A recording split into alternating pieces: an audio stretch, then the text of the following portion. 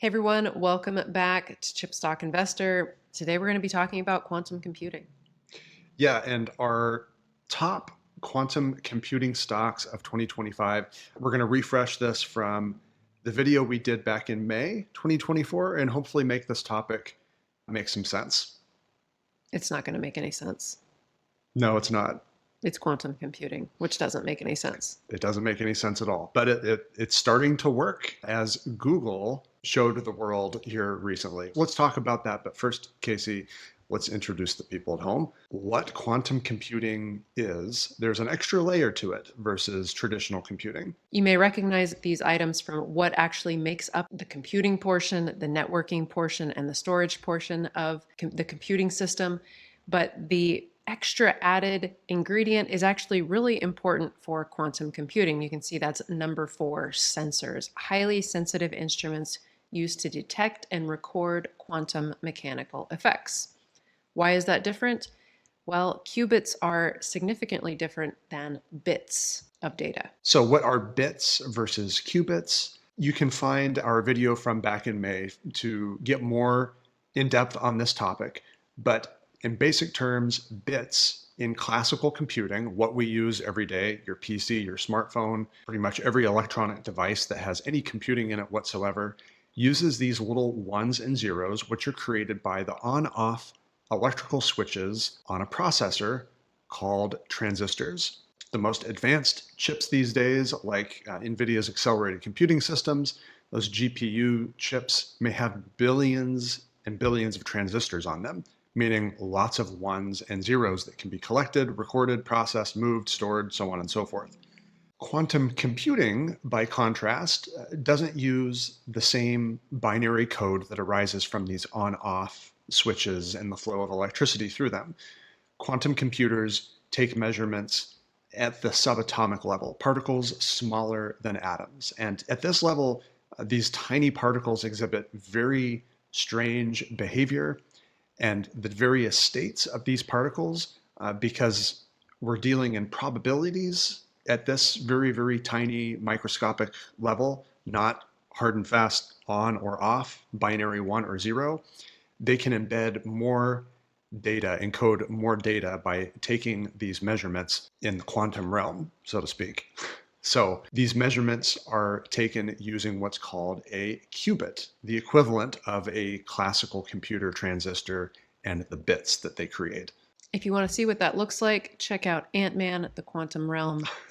Nobody watched it, but Disney's paying me to tell you about it right now. No, we are not taking Disney money, and save yourself a couple hours and skip the last Ant-Man movie, actually. I think it lends to the discussion. Okay, so let's talk about Google's new quantum computing breakthrough. Casey, tell us about it. If you have been following Google's quantum AI program, you may know that they've been taking a full stack approach to quantum computing. That means they are designing the hardware and then manufacturing the hardware, and they're also working on the software algorithms, which will eventually maybe govern quantum computing. Does that sound familiar to you? Yeah, full stack approach. That's what NVIDIA more or less has done with accelerated computing, minus, of course, the manufacturing part. But yeah, that full stack computing, hardware to software, is what this is in reference to. This is the photo that Google released with their announcement of this Willow chip, their new quantum AI chip. Google's quantum AI is located in Santa Barbara. This is a picture of the beautiful Central Coast of California. We'll come back to that portion about Santa Barbara here in just a moment. Not such a beautiful place. Recommend skipping that as well. Skip Ant-Man, skip Santa Barbara, and California's Central Coast. I don't agree with that statement. Okay, so in the press release, Google also had an accompanying video explaining the roadmap that got them here. They've actually had several chips that they've developed over the years: Foxtail, Bristlecone, and Sycamore in 2019. And if you recall, in 2019, with the release of that Sycamore chip, Google actually reached a notable milestone. You can see in Google Quantum AI's roadmap here in 2019, with the release of that Sycamore chip, they were able to achieve computing speeds that were beyond what a classical supercomputer is capable of. Now, a milestone that everyone has been working on since then is error correction. That includes NVIDIA and their accelerated systems, which are being used on the error correction because quantum computers are so sensitive to environmental effects. There are lots of false readings in those qubits. And so a lot of computing power is needed to correct those readings and make calculations that are ultimately useful in the development of algorithms and eventually software. So now we're at milestone 3 on this roadmap to getting to an actually useful quantum computer that's commercially viable. Milestone 3 is a long-lived logical qubit, which helps with the sensors being able to accurately read and measure quantum effects. This is known as quantum coherence, and Willow is a big leap in the long-lived qubit milestone. In tandem with that, Google is scaling up the number of qubits on the qubit grid for Willow. That begs the question, though, how are these quantum chips made? To answer that question, it may lead you to some top quantum computing stock you may want to own right now. Let's walk through some of the steps in the process that might be familiar to you if you've been following the progression of classical computing chips: fabrication, packaging, and wiring. Okay, let's start with that step. It starts at step number 3. You can find in the press release for the Willow chip the other parts of this discussion that Google has laid out here, but we're going to focus just on the chip itself because we are chip stock investor. So the fabrication. So as Casey mentioned, Google actually just opened its own quantum computing chip making center at their lab in Santa Barbara, California. Let me repeat that again and let this sink in. Google Quantum AI actually owns its own chip making fab in Santa Barbara, California. So when making the Willow chip, Google said that it deposited aluminum onto silicon wafers. This is an important thing to note here because the special shape of the aluminum design is the qubit itself. That is what creates the quantum effect that is measured by those sensors to create the bits of code in the quantum computer. This is a picture here of some of those Willow chips first on the wafer, and then the qubits printed onto the chip using aluminum and beginning to be packaged onto the ultimate device. So I mentioned the aluminum design on that chip is the qubit itself. How does it produce a quantum effect that gets measured? So that quantum effect is created and measured by lowering the chip down to nearly 0 Kelvin. And actually, aluminum becomes a superconductor at this temperature. And that's why Google and other startups call their tech superconducting quantum computers versus other methods like IonQ's trapped ion quantum computer. And this is different because unlike transistors that can actually be shrunk down to increase computing power, qubits on a quantum chip are fixed in size. The manufacturing equipment necessary for these isn't likely as advanced as some of the chips that are seen with classical computing. Yeah, this is a really interesting difference. So the power of the computer itself, at least in Google's case, is these refrigerators, basically very complex, high-powered refrigerators that progressively lower the temperature all the way down to close to that absolute zero Kelvin. And then that qubit chip, the Willow chip, located at the very bottom of the last stage of the fridge. The picture that you see here, we took from our May presentation. These particular fridges are made by a company called Form Factor, ticker symbol FORM. They do a lot of other stuff in the semiconductor industry. The quantum computing refrigerators are just one of many things, so it's not a pure play on quantum computing. Anyways, put that off to the side here for just a moment. You may be wondering what all of those small wires are connecting all these different layers of that essentially refrigerator. Besides some of these connectors or tubes delivering refrigerant, these wires are part of a network, and that's how researchers send and receive commands and data from the quantum chip. So all of this sounds really cool, really amazing. Sounds like we're ready to leap into the quantum realm. Ant-Man again. Ant-Man again. You have to stop. You have to Okay, stop. it's true. It's true that. Let's just go with Avengers, the last Avengers movie.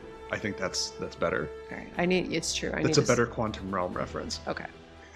So ultimately, all aboard the ion Q train, right?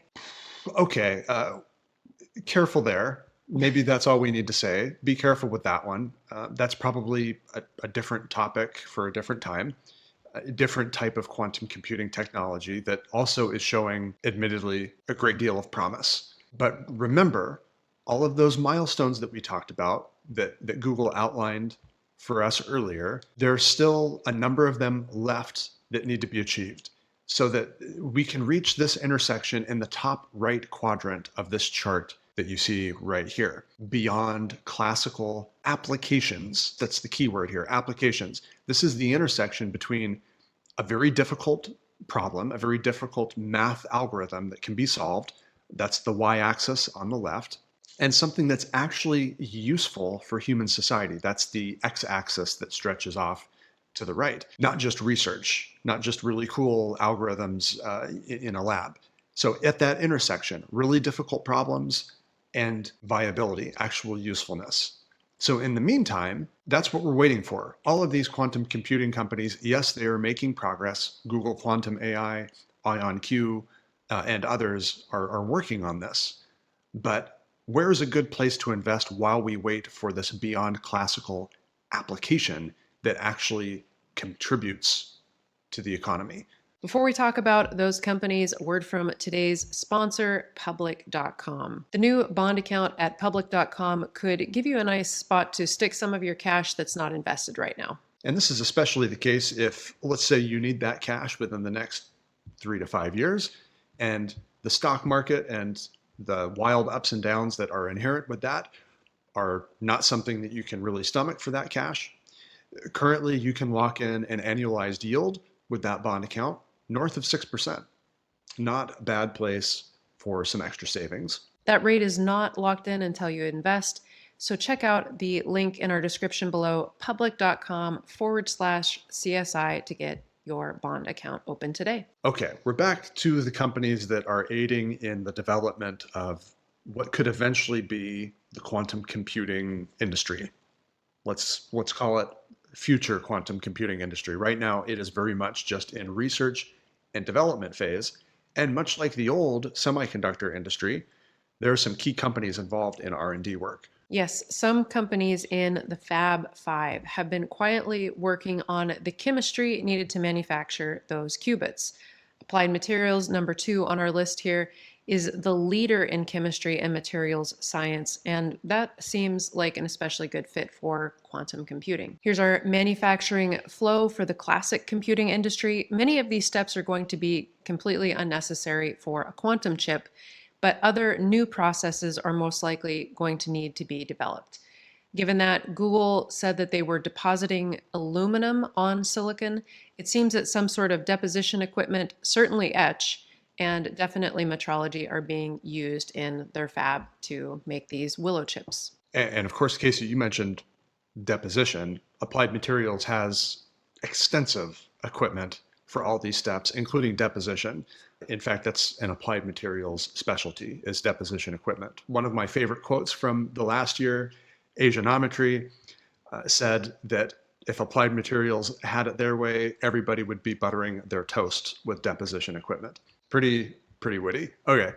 And deposition, if you don't know, is the depositing of materials onto a silicon wafer.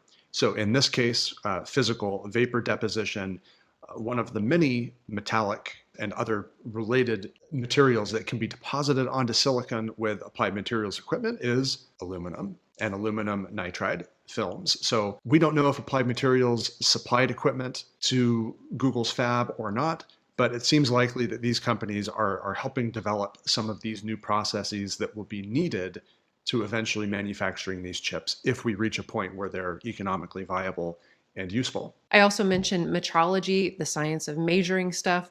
Applied Materials also has lots of equipment that falls into that category. And it's also a leader in chip packaging, which we can focus on next.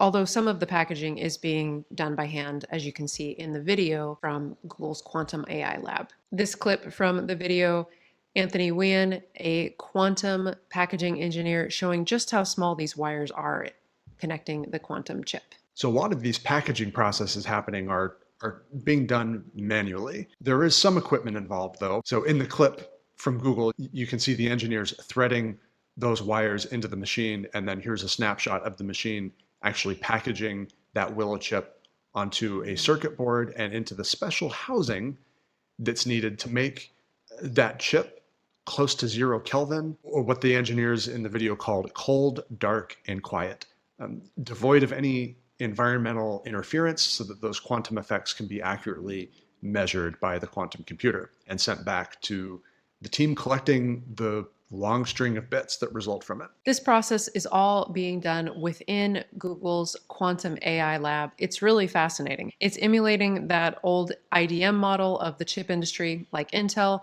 that spans research and development, design, manufacture, and device packaging all in one place. Google could be, among a lot of other things that make it a great long-term core portfolio, holding a future quantum chip IDM. Is it the next Intel in the making?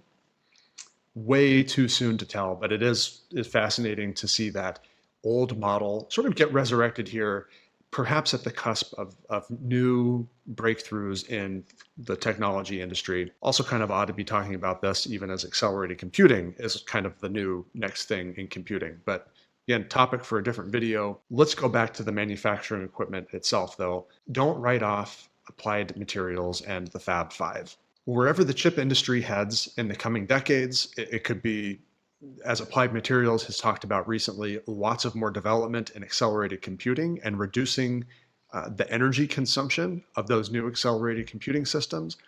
Or if we head off into a new quantum future, Applied Materials has been quietly supporting this new part of the industry as well for years. Here's a news release from 2019, and they've been continuing on this front. Here, just this past summer of 2024, they had another open innovation workshop on quantum computing technology. A bunch of technologists and researchers and scientists talking about a lot of the materials innovations that will be needed to help make quantum computing a reality, including new processes needed to make these chips with the qubits on them. Where else could you invest if you wanted to invest in quantum computing? Rigetti shot higher on the Google Willow chip announcement. Why? Well, Rigetti is one of the other rare dedicated quantum chip fabs. Researchers can submit their designs to Rigetti to have their chips made, or they can utilize pre-designed ones from that company. It seems that Google's quantum IDM proof of concept sent Wall Street into a highly speculative what-if mood for Rigetti, which has struggled since its SPAC IPO. Yeah, much like IonQ, maybe not to the same extent as IonQ. IonQ has actually been picking up a lot of research and development projects, especially through government entities working on who knows what. But much like Google, still very much in the early stages of getting these things to be actually useful and accurate. But Rigetti, the special thing about it is this dedicated fab. So perhaps many investors are betting on this becoming maybe some sort of base level supporter of a quantum computing industry because of that fab, much like what Google built in Santa Barbara. Hard to say at this point, but be careful with these companies, folks. These are highly speculative businesses that make very little revenue, and as a result are very, very unprofitable right now. Besides Applied Materials, we also presented two other picks back in our May 2024 video, Skywater Technology and Allegro Microsystems. Skywater does some quantum chip manufacturing as part of its startup third-party chip fab for other startups. And Allegro, which we recently did a video on, we'll put the link right here. Allegro makes a new type of sensor that also can tap into the quantum realm. These three companies could certainly be far better options than the ultra-high speculation stocks like IonQ and Rigetti. Those two companies basically only make revenue from other companies' R&D budgets. Yeah, and it's not to say that you should ignore companies like IonQ and Rigetti Computing, but just be careful about chasing those stocks after they make really, really big run-ups like they have in recent months on some of these new rumblings of a quantum computing breakthrough forthcoming. And then Google actually, coming out and saying, in fact, we have made a new breakthrough with the Willow chip. So in the meantime, really just, we want to hammer this home. There's a lot of talk out there, again, like there was in 2021 and 2022, that quantum computing is making great progress. You need to get into these companies now before they become the next whatever tech giant. But we are still years away, many years away, from not only a scaled up, error corrected quantum computer that works, makes accurate readings, and also can operate algorithms and actual software that has a use case. We're years away from that happening. So in the meantime, if you're looking for a more stable bet, you might just want to stick with Alphabet stock, which includes Google Other Bets, one of the revenue line items. Waymo gets a lot of attention, the self-driving car startup, some of the health technology going on in Google's Other Bets. But Google Quantum AI is also housed in this Other Bets segment. Here's a chart from our friends at finchat.io showing this Google Bets segment.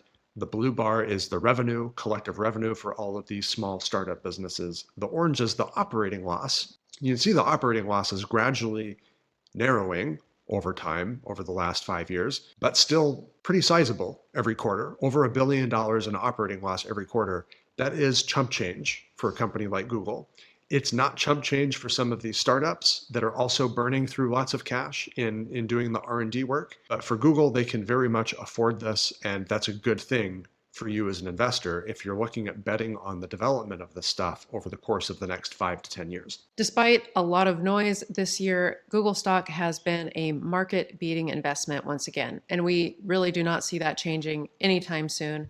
Quantum AI and quantum research in general may ultimately be a waste of money. We don't know yet. At this point, we are still years away from actual commercialization of being able to use these tools from quantum researchers. Curb your enthusiasm. Take it easy.